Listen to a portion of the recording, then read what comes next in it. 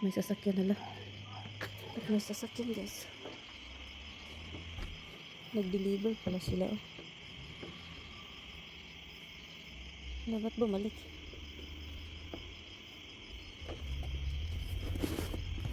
Dapat bumalik. Lah.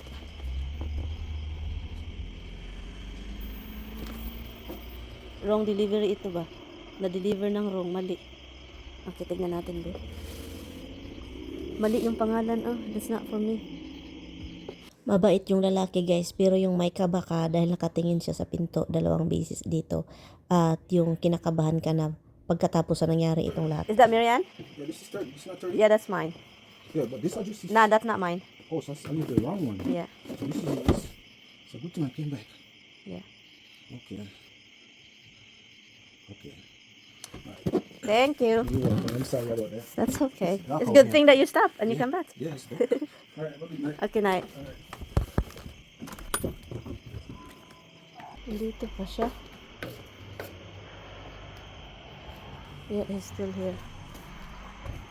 So dahil may pagka-paranoid ako, minanmanan ko guys. So nag-stop siya sa aming mailbox na area. Nakatingin siya dito sa bahay.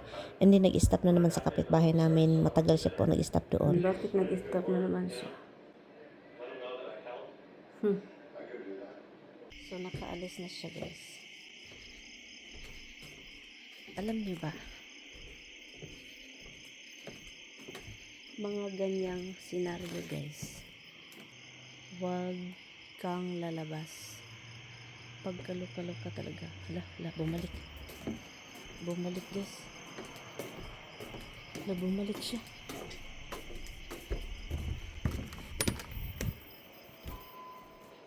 Hala, tignan nyo, bumalik. That's the problem. Bumalik.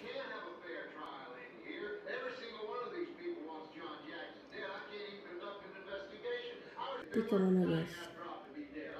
Bumalik siya. Delikado guys. Sabihin ko sa inyo. Lala. Look, tignan nyo guys. Delikado. Delikado talaga. Yun. Hindi na ako lalabas. Binigay niya sa akin kasi mali yung binigay niya na address. No? Binigay na package. Yun siya. Almost 10 o'clock ngayon guys. Delivery from TikTok. Almost 10 o'clock na. So ngayon, nakalabas ako ganito. Diba? Ganito. Oh. Tingin siya sa akin. Tingin din siya sa pinto. Tumingin siya sa pinto. 2 beses. So, kung ako lang dito mag-isa, buti andito si Tami. Pero natulog na yung trabaho kasi yan bukas. Bumalik guys. Naghinto doon. Bumalik na naman. Alam mo yung feeling natin na, yung feeling ko na bakit lumabas ako, bakit nagpakita ako, bakit kinausap ko. So, naisip ko na bakit ginawa ko yun guys.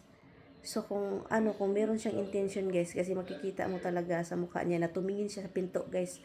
Andito ako sa harap niya, pero sa pinto siya nakatingin guys.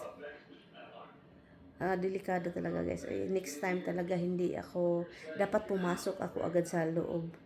Dapat pumasok agad ako sa loob nung andito siya. Oh my goodness.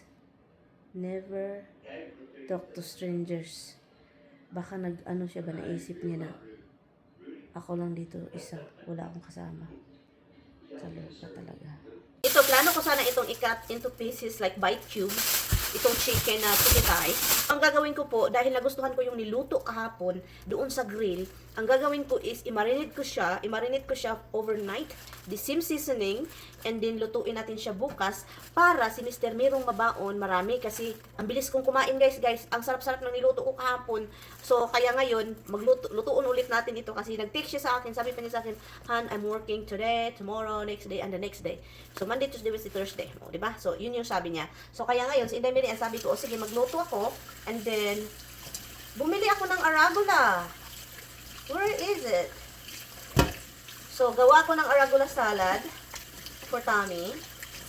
So, yun. And, with chicken. Ipabaon natin sa kanya, guys. And then, yun, para okay ang buhay, no? So, yun, hugasan lang natin chicken. Usually, hindi ko ako maghugas ng chicken, guys. Pero lately, more ba akong paranoia? May ano ako, so maghugas ko tayo. Pero after hugas ng mga chicken, guys, ating isa-sanitize itong sink. Kasi sabi pa nila, salmonella is dangerous. Allah, diba? So, kailangan nating mag-sanitize. Meron tayong wipes na Clorox. And then, sabon. Ang maraming sabon. Yun yung gawin natin. So, anyway, so yun, ito siya. Isipalit lang natin siya dito. So, ilagay ko siya dyan. So, i-marinate natin ito siya dito. And then, yaon.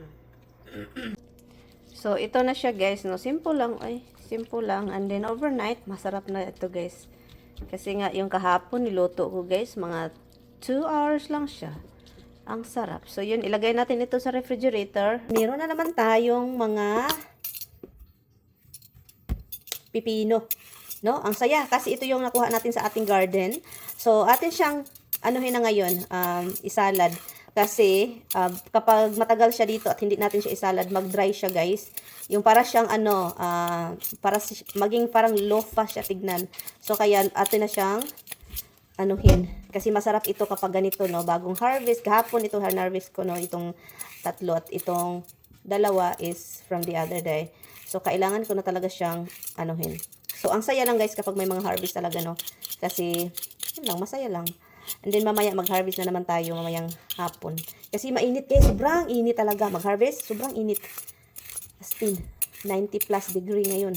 Ayun kasi na, alas 6 na ng gabi. Yep, mag-alas 6 na. So, simple lang ito, guys. Lagyan natin siya ng sili para malamig. Para masarap ba. Busy ako ng buong hapon. Buong hapon busy. Naglilinis ako sa rag. Naglilinis, naglaba. Nag-preserve ng sobrang busy ni Inday. Kasi kailangan ko talagang, ang saya, guys. Uy, kasag mag-preserve ng mga gulay. Itong kangkong ko, sobrang dami. I-preserve ko din yan. Kasi masarap yan sa mga sabaw-sabaw din. So, i-preserve ko siya ng parang ganun lang din. So, yun. Oh, nag-dry na siya. Oh. Ito yung the other din natin hinarvest. So, pagkatapos ko doon sa kusina, guys, pumunta na ako dito sa garahean para ilabas itong mulch na binili namin Tami kasi ang bigat-bigat ng sasakyan, no? At hindi ko pa ito nalagay doon sa ating harap ng bahay kasi, guys, sobrang init ngayon, guys. Nasa 90s ang temperatura. So, kaya yun. Thank you for watching. So, ito na yung kapalit sa ating pag-aalaga at pagtutubig, mga pagdidilig sa ating halaman, no? At ang dami nating na-harvest na sitaw. So, sabi ko, dahil nga gusto nating meron tayong gulay sa winter, so i-preserve po natin. Last year, nag-preserve ako ng sitaw. Kakaiba, guys, hindi ganito yung klase. So, nag-research ako sa YouTube. Meron iba't ibang klaseng pag-preserve ng sitaw at ito yung nagustuhan ko. At so yun, nilinis ko yung sitaw. Nag-boil ako ng tubig. Mga 1 minute lang yung boil ng tubig, guys. Pero tignan din ninyo yung sitaw na wag naman sobrang lata. Yung half cook lang siya, no? Sobrang dali lang talaga, 1 minute lang. At saka kumuha ko ng malaking palanggana. Nilagyan ko ng ice. And then, dinidrain ko dito yung ating sitaw na tapos na 1 minute siyang nag-boil doon. Lagyan natin ng tubig ang itong palanggana with ice, no? Of course, pagkatapos nating i-drain yun, ilagay natin yung string beans dyan sa ice with tubig para hindi siya maluto habang naghihintay tayo sa second batch ng ating niluluto na sitaw. So, yun lang yung rason kung bakit meron tayong tubig at ice para hindi siya mag-continue magluto. Kasi kapag mainit yan siya, guys, mag-continue talaga yan siyang magluto-luto, no? So, ito na yung second batch natin. Nilagay ko lang siya dyan. Hintayin natin na maginaw. Totally ginaw na talaga. Wala nang init-init. I-drain na naman natin siya dyan mga ilang minuto, no, para mawala talaga yung tubig. Pagkatapos, kukuha kayo ng malinis na, tawag nito, hand towel yan, no? Lagyan ninyo ng paper towel din para mag-dry siya, and then i-press mo lang siya ng slight para hindi siya malata-lata, no? And then i-roll ko siya, guys, para talagang mawala yung tubig. Sa tingin ko okay na yun siya, at gamitan natin ng itong vacuum seal na machine ni Mister. Hindi ko pa ito ginagamit, guys. Si Inday Mirian is nataranta, guys. Tinatawagan ko sa Tami kanina. Sabi ko, paano ito gamitin dong? Buti na lang, mabilis talaga akong matuto din, no? So, ang saya-saya talaga. Ang saya ko dito, guys. Promise, guys. Parang, basta iba yung saya kapag tanim mo and then nakapag-preserve ka. Tingnan yung reaction ni Inday Mirian. Para talagang, ay, abnoy. Talaga abnoy. Meron na tayo, guys. Look, ang saya, guys. Look, oh. Sealed na sealed talaga siya, guys. Look, oh. Yay! Meron na tayong preserved na gulay. Yun, una nating nagawa. And look, oh guys, nakapag-preserve na tayo. So, ang saya kasi talagang vacuum na vacuum siya. And yun. So, gawin ko lang ito siya, guys. Lahat po ito. At meron din doon. At dahil sa sobrang sayo ko, guys, kahit sobrang busy si Mr. Guys, tinitext-text ko siya, guys, kasi talagang kailangan kong ipaalam sa asawa ko na ito na dong, oh, meron na tayong maluluto sa winter, dong! Dong! So, ito na yun siya, guys, ang ating nagawa na preserve 5. Pero, meron tayo ditong natira. Ang gagawin ko po nito is magluto ako ng munggo ulit kasi ang munggo na niluto ko is tapos na siya, guys. So, yun, dagdagan ko lang po ito ng meron pa tayong ma-harvest doon kasi meron pa akong mga iniiwan doon. At, so yun, ang gagawin po natin is ilagay po ito sa freezer. Hindi ko na siya lagyan ng date kasi alam ko na this year ko siya kasi sinisealed ko. Kasi meron pa akong 2 bag na Ziploc. From last year yon siya. So, yun, ilagay natin ito sa freezer and hopefully, merong space kasi ang hirap, guys. Alam nyo naman yung ating freezer, no? Punong-puno. Yun, nakapag-preserve na tayo finally. Ang saya, guys. Uy, kapag makapag-preserve. Uy, ang saya talaga, guys. That means winter, here I come. Meron tayong maluluto, o, di ba? Kakauwi lang ni Tammy, guys, and aalis siya mamayang 4:00 at kailangan niyang matulog. Pero asan siya ngayon? Andun sa labas, di ka muna puntahan natin. It's kinda windy. It's windy. It's a little breeze. Not really. Hi. Hang on. How's the drive? The drive was fine. You should have stayed in bed, though. Get it? They always expect something out. Come on. Let's go inside. I love you, baby. Where's your laptop? Leave you two in the car. Come home for an hour and take the laptop out of the car. Please be careful. Do you want me to have the check? Sleep. You don't have enough sleep. Okay, I'll stay here. Be careful. I love you. I love you too. Kawawa, maybe. Walang tulog. Oops. Every time I get in this car, it beeps. The Yeah. keys in my friggin'. You squeeze it. I can't squeeze it in my shirt pocket.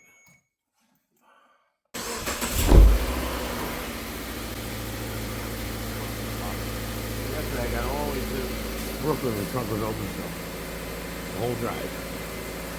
What is drive? Drunk is... The trunk was open the whole time. How come it's open? I don't know.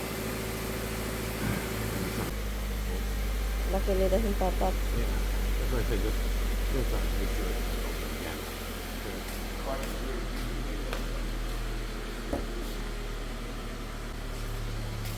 No. Okay, open the garage.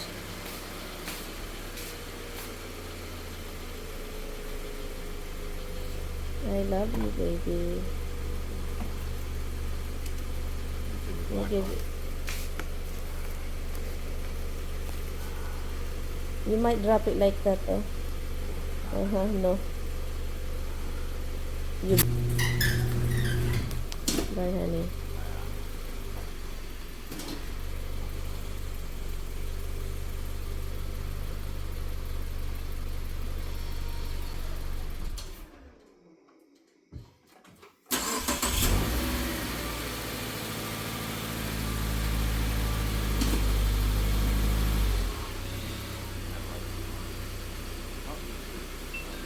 Take the brake off. What happened? I love you.